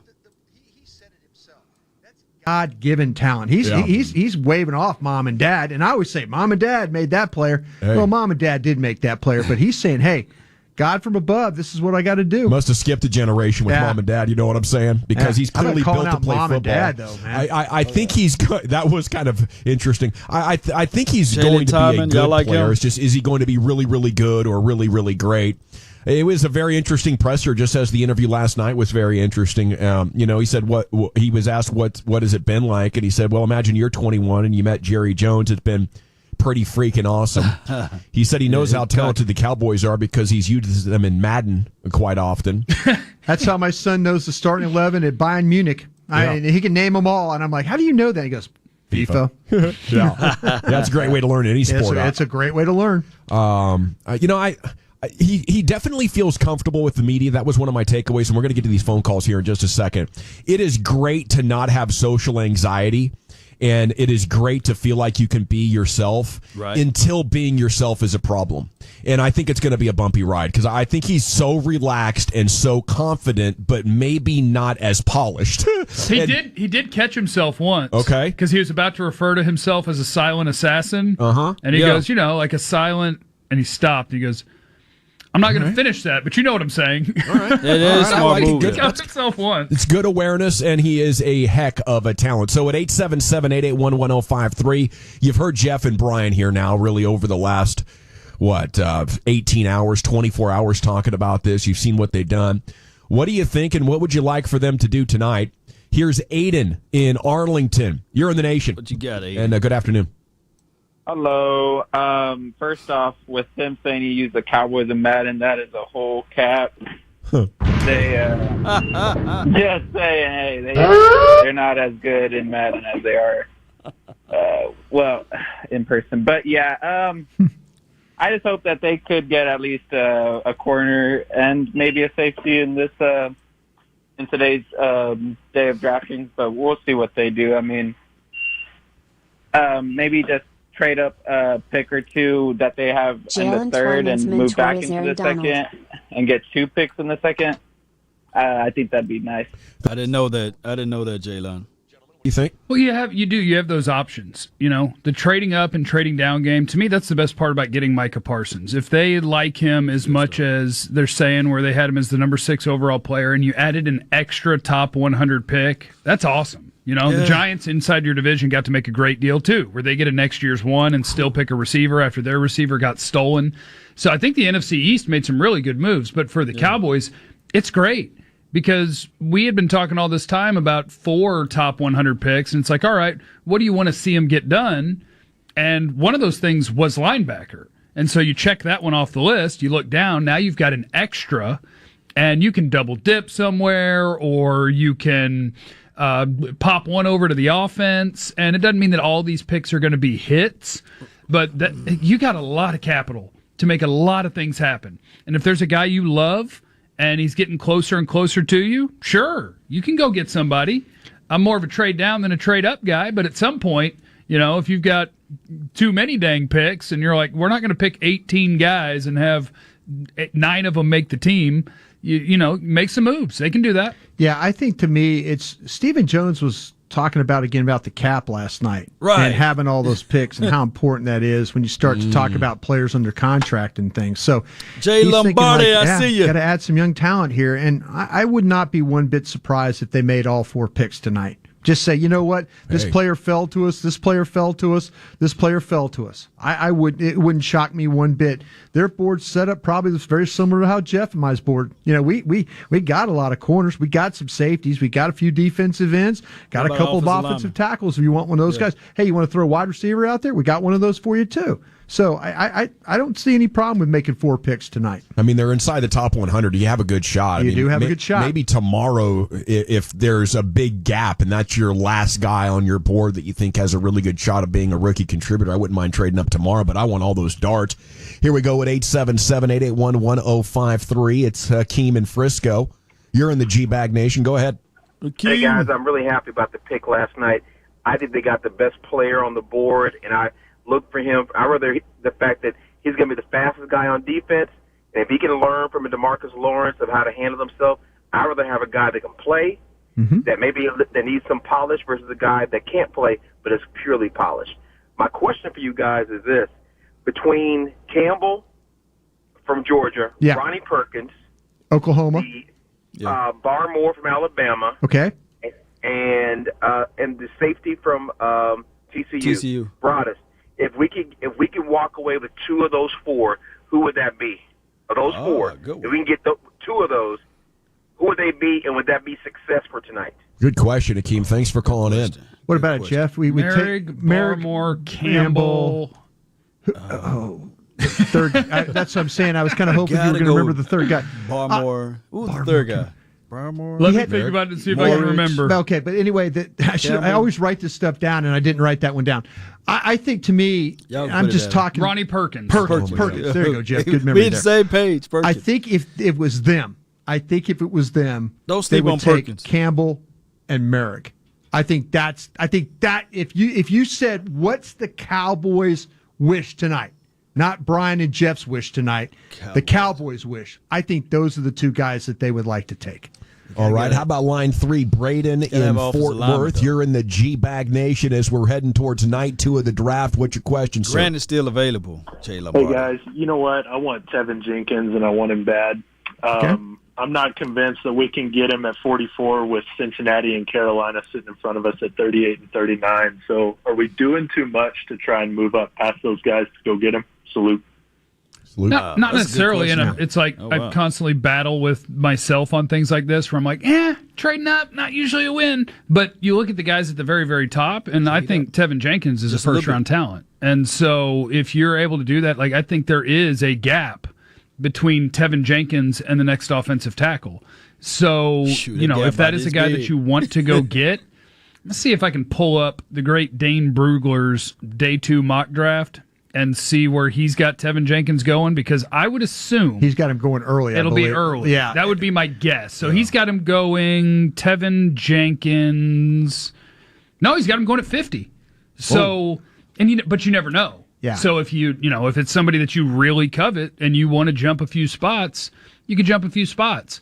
But to me, the top 100 picks are just, you got a better shot at finding a player than the later ones. So if you could find a way to move up just a little bit with a non-Day 2 pick, then I would say, go for it. I'm with the belief right here. Shout out to Jeff. If Jenkins there at 44, man, do you pass up on him? Or you do this? You go snatch Jenkins, because we didn't we didn't address the offensive lineman. So if Jenkins there at 44, you just go ahead and grab him. If Brugler got him at 50, I doubt if he'll make it to 50.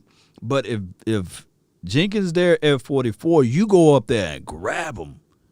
And now you just say, okay, with your offensive line, you done. You don't have to really look at no more into it, and you can go with the philosophy of defense, defense, defense, defense. Let me know if I'm wrong. And you got extra picks. Let's see. You got these extra picks over here that you can probably parlay and play around with on that aspect of it, right? You can do all of those things. So I'm with that belief, man. Who's on that page? Who's on that mindset of thinking that we can do it in that fashion? Let me see if I can do this right quick. Because, we might can take a real good look at this and look at what we got. Look at what we got. We got the 75th pick. We got the 84th pick. We got the 99th pick. One of those things, man, we got to play around with it, man, to get that sure player that we know. He doesn't go in the third round. I have no idea where he's going to be picked, but you definitely don't have to go up. No, Dallas's pick like at 99. That's kind of where I'm taking. That's exactly where I kind of would. If you were interested in this player, and I know Jeff and myself. I mean, when we used to put a board together, our board was about how we feel about the players. Our board wasn't about the Cowboys board, but we're trying to tell you guys that we would take, that we see. Now, again, we've got tiny guys all over our boards. I mean, we got tiny guys at receiver, we got tiny guys at safety, we got tiny guys at corners, because they're good football players. But you get to an organization that will say, well, we just don't like a guy that's 5'8" playing outside. We don't like a guy that's 5'7" or whatever. They just don't. And that's, but you got to put these players like on our board where you would take them. And the one thing is, we saw last year with Winfield, Antoine Winfield going to to Tampa Bay. Those guys play. Those guys make plays. So you got to give these guys their due.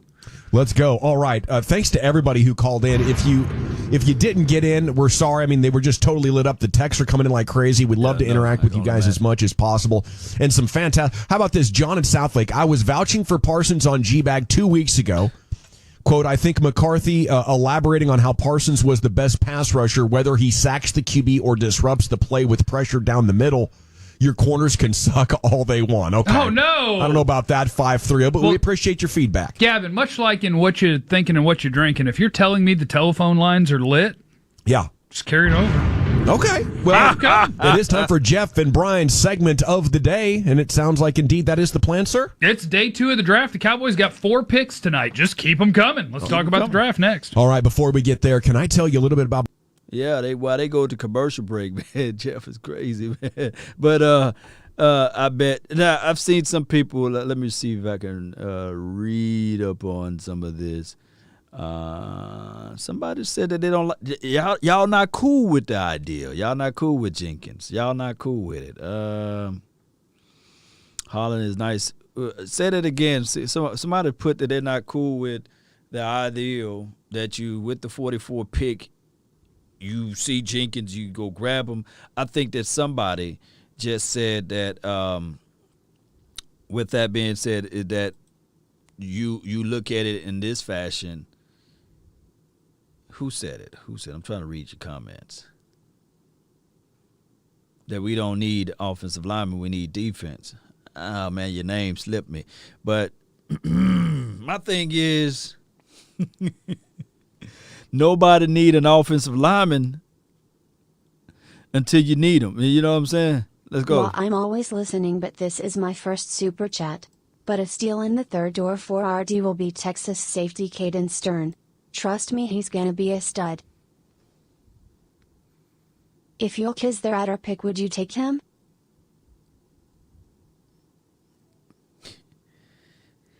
I like Caden Stern, but he is raw.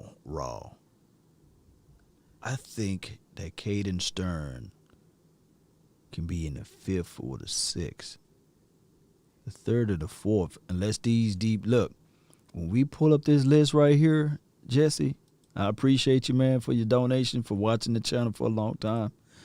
But when we pull up this list, let's see. Morridge got to go, right? Holland got to go because he's not going to go before Holland. Jamar Johnson got to go, right? Richie Grant. How many players that is? That's 4. That's 5. That's 6. That's 7. And that's 7 right there. And I don't see Caden. And this is not a draft order. But Wiggins, Talano, okay, Debo, we got LeCompte, Darius Washington, and then Gillespie, and then you got Caden Stearns. All of these names I mentioned,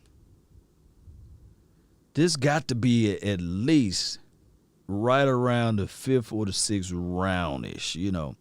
And I think that the kid's ceiling is so high, but he's so raw. Let's see what they wrote up on him. He's 6 foot, 210. Let's see. His biggest deficiencies is coming as downhill run to filler. Okay. In calculations when running on the alley, coming downhill run defenders can be a tick off. I'm not going to look into that more. But ideal role, developmental versatile. I can't talk today. Versatile safety. Versatile safety that can play in both zone and spend some spurts in man. Spend some spurts in man. They should say best fit will be zone and man coverage. That's what they should say from time to time. My thing is, it's going to be a guy that you're going to have to look at, and this is Caden Stearns, 6 foot, 210, a developmenting type of situation. And the Cowboys, by them, they don't value tight ends. They don't value, I meant to say, safeties as much. There will be somebody else that's available in the 3rd or the 4th around that time frame. And Christ says 6th round. Joseph, Sandra, I like Joseph. I like Joseph. He's pretty dope. Marcia says, if JOK is at our pick, would you take him at the 44 pick? Hell, oh my goodness, JOK or Tevin Jenkins? Oh my gosh, man, it's gonna be a hard deal to do right there, man.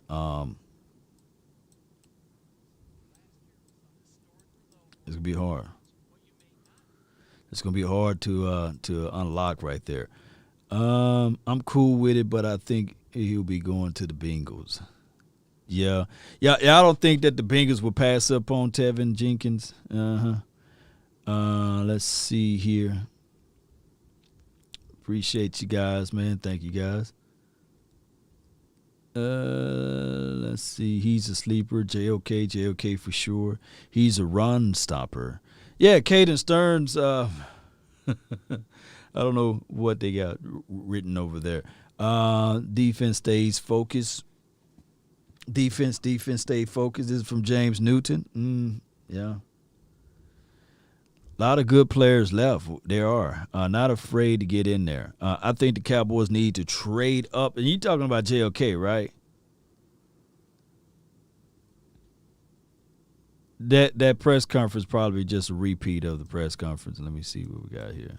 Yeah, repeat. Just as we talked about last night, he's a multi-positional player. Yeah. He can play off the ball, on the ball. He's a pressure player, and not only is a great fit for our defense, but he's an excellent football player that's a great fit for our whole team and what he brings to the table. Yeah. Yes, repeat. No, I'm great. I think you covered it. Congratulations, Micah. And your son over here is ready to come see you. Which one, your daddy or your mama? Where'd you get that speed? Ah. I would say neither. From the good Lord. He was a below-average basketball player. Man, she was a very below-average track player, so it's all God. Oh my God. that boy wow right there, man. Oh, that boy wow. Y'all couldn't even hear it, huh? Let me see. Y'all couldn't even hear it. Let me see. See if y'all can hear it now. Hold on. And I've let our guys get to know you a little better and comment about your background and your future here. Coach, or Jerry or Steven, what was it about that one Zoom conversation with him that stood out for you guys? Obviously, you guys had a lot more conversations with some of the other guys, but what was it about that you felt comfortable enough taking him aside from the tape?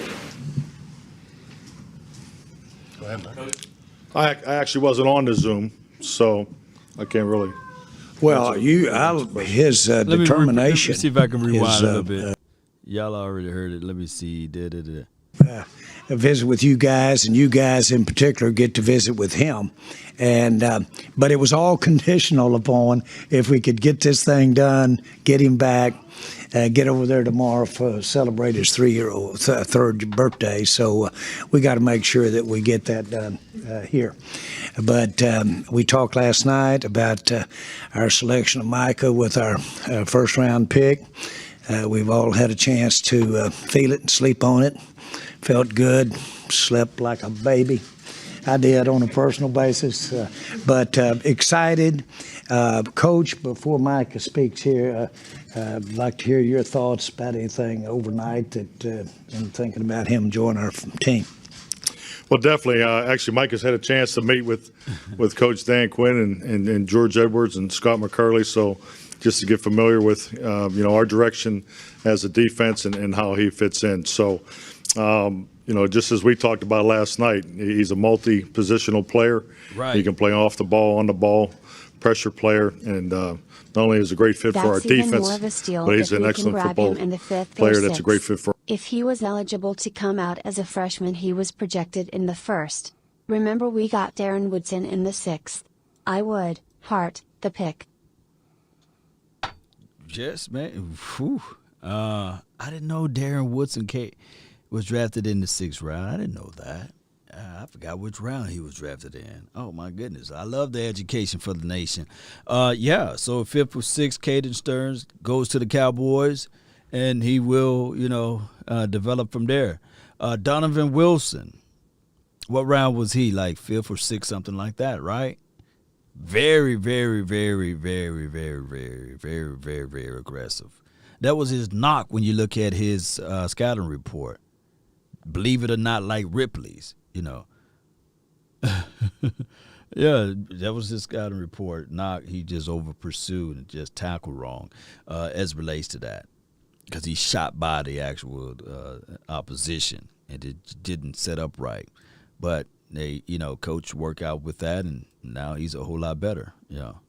Tulsa, Parsons up there in the first round, and then boom, it was second round guys: Davis, Bolton, Cox, Browning, Warner, all those guys. I mean, there's some space there between those guys. I love these folks calling in from around the country. It's like hosting the post-game show again with them calling from all over the U.S. of A. Here's Jay in North Dakota. Jay, you're in the G-Bag Nation. Jay, go ahead. Hey guys, first of all, I watch listen to every single episode of the Draft Show. I love what you guys have to say. Thank you, guys. Passionate Cowboy fan, but we're kind of morons. Bucky, we said early in the year, one negative thing about Parsons, and everyone ran with it, and then they forget about that. Barkey rescinded that. Bucky didn't say, hey, I was wrong. This guy's good. I love the pick. I would rather have him than someone like Jabril Cox, who I watched up here at NDSU get run over at the FCS level. He's not a player to handle the run. That's our biggest problem. So go get Ojuri now, get some pass rush, take care of the corners later. And, Brian, what's it going to take to get Dylan Redunz down in Dallas? He's got more nasty than people think. Oh, yeah. I tell you what. Yeah, no. Hey, appreciate you watching. I like Dylan. And, I he's know he was still out there. One of the early shows we had but Bucky never took back that maturity concerns. Yeah, Bucky. Parsons was always a really good player. He was always a really good player, but Bucky, and I remember that because Bucky, I'm like, man, Bucky has a pretty strong take, and he goes, man, I've lived with this kid. I know this kid. I mean, there's some questions these teams are going to, and I think that's the great thing about what the draft coverage we have, whether it's the draft show or what we've done here the last couple of days.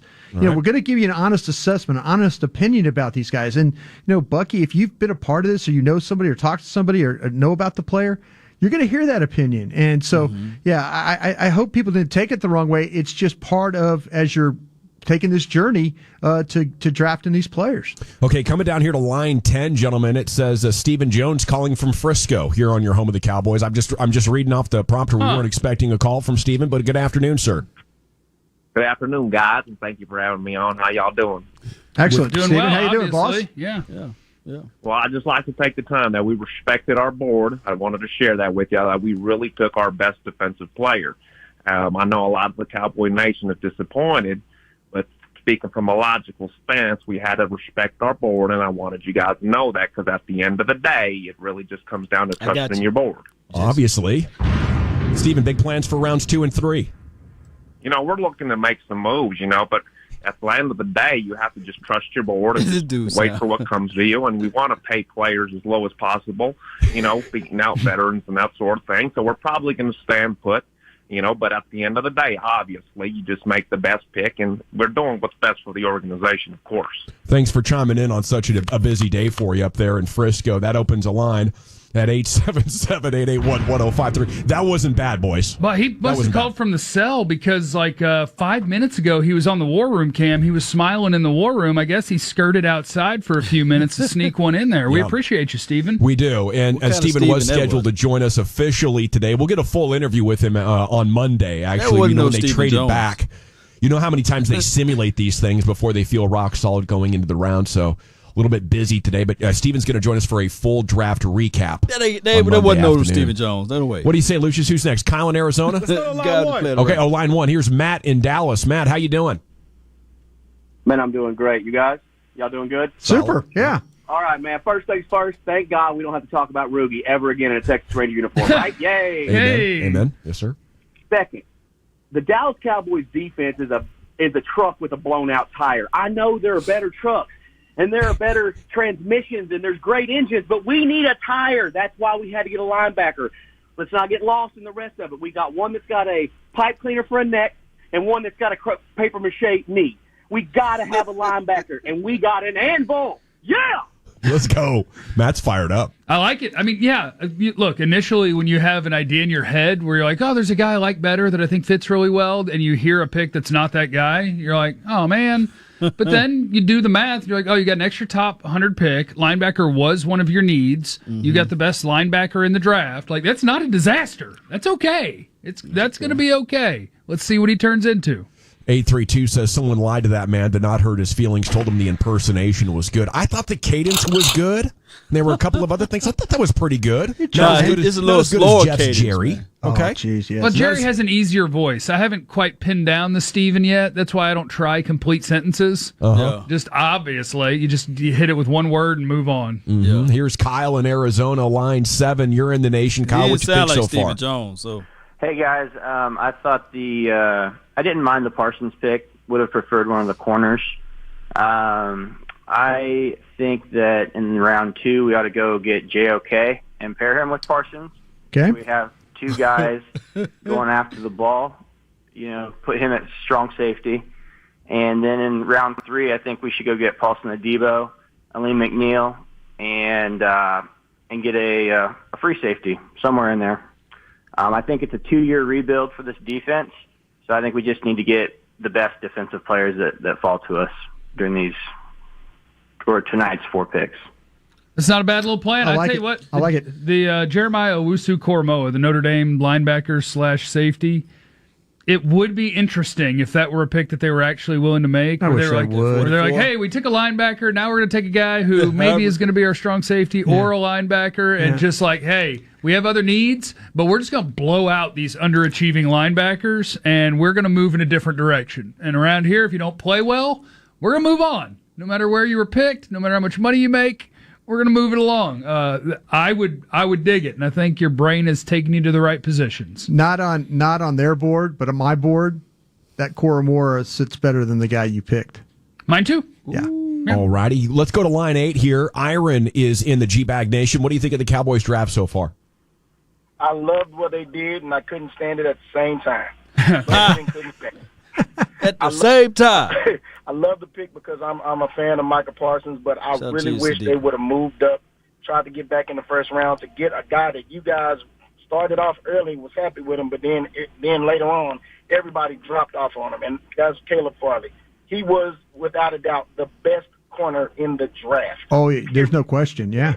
To crap with Surtain can't cover deep, and when you talk about who's the other guy, Horn, he know he's good, but he's too much of a his penalties are going to kill you on every good play that he makes. So he's Mike Jenkins. Can you tell me one good thing about Horn? Can you give me one good thing you think about Horn? One good thing about Horn, he's a dog. I like dogs at corner. Okay. He's got to be a dog, but he's too much of a dog. He's going to get you for every play that he makes. He's going to lose 15 of them, 15 yards of them, because being a dog and undisciplined is a bad thing. And Farley, he had the surgery, but this dude is going to be playing on week 1. He's going to be playing. So we missed a chance to get another. We missed that opportunity to get another Ramsey, and I hope they're able to get Campbell, and I hope they're able. I don't to get, see Ramsey out of Farley, but I get what he called us saying. Yeah. Appreciate the call, Iron. Yeah. It opens a line. Here's a man that knows his draft at 877-881-1053. That does open a line. 409. Need a tight end at some point. Schultz is going to be a free agent, and then they're coming off the Jarwin injury. I think you need a tight end anyway. Those guys are all right, but the right one comes across the draft. You take another one, don't you? Yeah, I figured out later. Okay. Brian has seen more of them. I quit after about 4 tight ends. I was like, not a very good class. My guy, Freiermuth. Freiermuth. I mean, if you want to draft another Penn State guy, we can do that. He can't get open. Freiermuth, yeah. Okay, we have a retired Bailey in Barlington. Oh. Good afternoon, Mr. Retired. How you doing? Oh, man, it's wonderful being retired. It's like the last summer before you had to go to work. Oh, I love it. I love it. How long do you work? Anything. I worked 50 years. Wow. You still sound young. Must be that retirement rest you're getting. No, I'm 67. I'll be 68 in December. Wow, look at you. Congrats, Sounds buddy. spry. Okay, and what you thinking about this draft so far?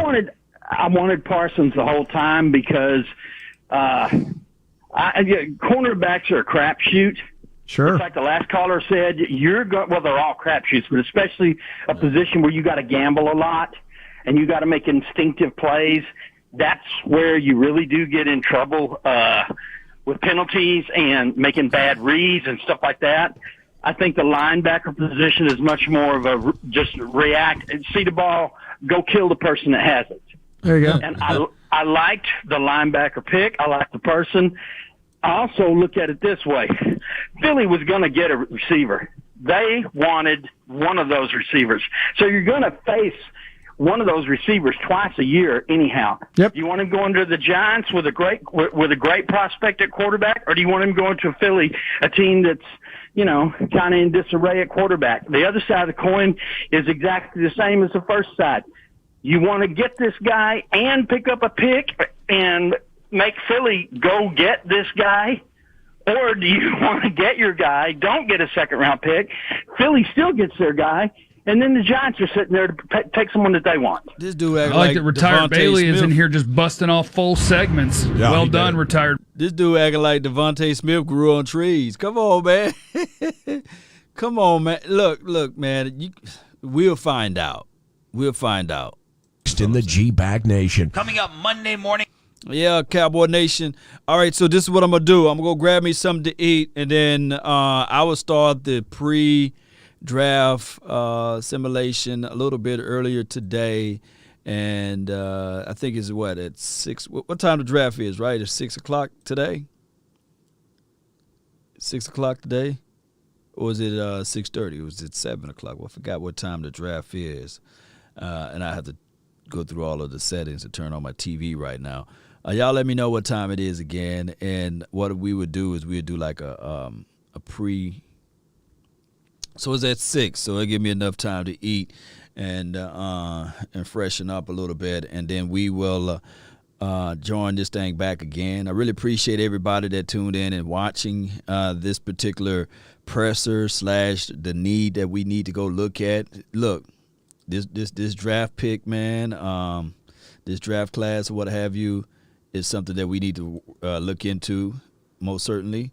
We got a lot of guys left, and this is Kavanaugh's list right here, so there's a lot of people left on this thing. All was in black are still available guys that's still at the top 50, and one of these guys is going to get drafted. One of these guys are going to be on the Dallas Cowboys, right?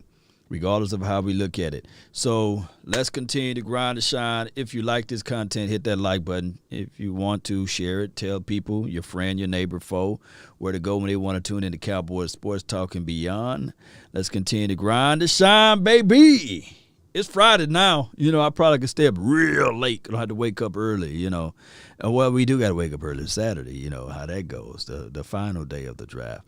And then on Sunday, I will try to curate some film out there to put out there for everybody to see. Let's go, Cowboy Nation. Let's get on out of here, and we will be back in a few. Let's go. Yeah. Shout out time on your way out, man. On your way out, subscribe and like. Yeah. Come on. Y'all hit that like button, man. Kelvin, appreciate you. Florida Cowboy, let's go. Let's go. Yeah.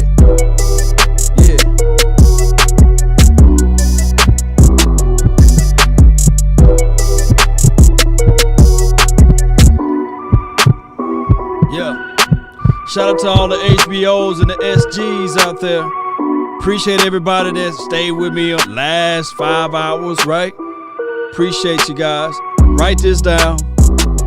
When the end comes for me, let it find me conquering a new mountain, not sliding down an old one, right?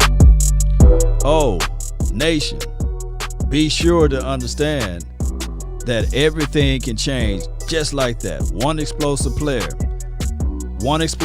on offense, one explosive player on defense can change this entire situation out. You can. So, see you guys in a few. 2 Cent, I see you, man. Steelers. Oh, my goodness. We'll find out what y'all gonna do this year. Let's go. We out. Shout out to you, Todd. Let's go. Yeah. Tell them. Nowadays, nothing really excites me. Only one of me and nobody's like me. Phone ringing and I tell him it's ice. I got wifey on bling and she ice. Freeze, photo, please, no photos, no, G's, no, please. Some fire emojis in the chat. Yeah. The door and the dome and just whole team here might need some. Still young, but I move like a new deal to my lawyer. If you're down in my management, I'm just warming up a way till I producer saw the numbers one. Appreciate you, Zeke one. Yeah. Chalk it up, talk of the town when you're talking up. Wanna get you a ring and you tough enough. Wanna get you new things when your pockets dull. Run it up. I used to be quiet. Appreciate you, Todd. Now I move up and move humble. Shout out to you, Kelvin. Hating the jealousy, my mama telling me count up your blessings and run it up. Nowadays, nothing really excites me. Only one of me and nobody's like me. Ringing and I tell him it's ice. I got wifey on bling and she ice. Freeze, photo, please, no photos, no, G's, no, please, no photos. I keep giving game away. Yeah. I put game on layaway. Come on. I got paid to play today. I get paid to stay Cubio, away. 88, lay it straight, baby. I might make it rain today. I got paid off pain today. Thought all to take the pain away. Tell 'em. In my own lane, finger roll. I would never sell my own Hollins, soul. I see Heard you. your whole team was for sale. Heard us on the market for the low. Who the realest? We might never Law know. is the realest. All this acting, you gon' play a role. Give you the world when they From the sign South. you up. Dry you out and then they line you up. Oh. Now you're looking hungry, ribs are touching, need some food. Come on. Now you're all on live acting surprised, but Shout you out was to the fooled. HBOs out Boy, there. get out the way, it's been a day, now you're old news. Now you got the pen and pad, you're trying to take my moves. Yeah. Nowadays, nothing really excites me. Only one of KC. me and nobody like me. Phone ringing and I tell him it's Appreciate ice. you. I got wifey on, bling she West freeze. Elohim. Photo, please, no photos. No. G's, no. Please, no photos. Yeah. Nowadays, nothing really excites me. Only one of me and nobody like me. Phone ringing and I tell him it's ice. I got wifey on, bling she freeze. Photo, please, no photos. We do. See you tonight, man. No photos. Come on. Y'all see the picks? Let's go. That's a Super Bowl out of these picks. That's a Hall of Famer out of these picks. Man, that's somebody that's gonna hit you so hard. You say, mama, there go that man again. There go that man. Yeah. Come on. Enemies close, had me thinking they're friends. Yeah. 10 toes down. 10 toes down, baby. What we tell the haters, baby? Come on. So many years, I've been swaying for the wins. I'm in debt to no one but the one who took my sins. I do it for real, there's no reason to pretend. Add it If up, I do baby. it once, I do it again. Add it up. Let's go. Euro, peso, add it up. I'm just doing me, everything is on me. Oh, you matter what? We winning, baby. Come on. It's Club Law Nation, baby. Everything is on me, you matter what? Yeah. Told her if it's on me, everything is on me. Gon' back it up. Matter what? Told you I'ma Let's do go. me. Why you Hollins, hating on let's me? go. It's not adding up. Put down where y'all from. Roll like a Mack truck, country heart. I'ma cop a farm and go act up. Lot of scars, I was cold-hearted, now I'm back up. Keep it real, I do this once a month. I don't rap much. I just take the money and go stack up. Only buying car to get tatted up. All that other bull, it don't matter much. You only climb me, I put the ladders up. No fault. I done doubled up on the workload. Yeah. I think I fell in love with the bankroll. Pray up, get money, then Oklahoma. we lay low. Then we lay low. Yeah. Add it up, bankroll, euro. Jersey in the house. I see you. Cali, baby. I'm just on me, everything is on me. Oh, you matter what? Add it up, Yeah. bankroll, euro, peso, add it up. I'm just doing me. I'm just doing everything me, is on baby. me. Oh, you matter what? Add it up. Told her if it's all me, everything remember, is on me. Gon' You're listening to nothing but the best. Hating on me, it's not adding up. Told her if it's all me, everything is on me. Gon' back it up.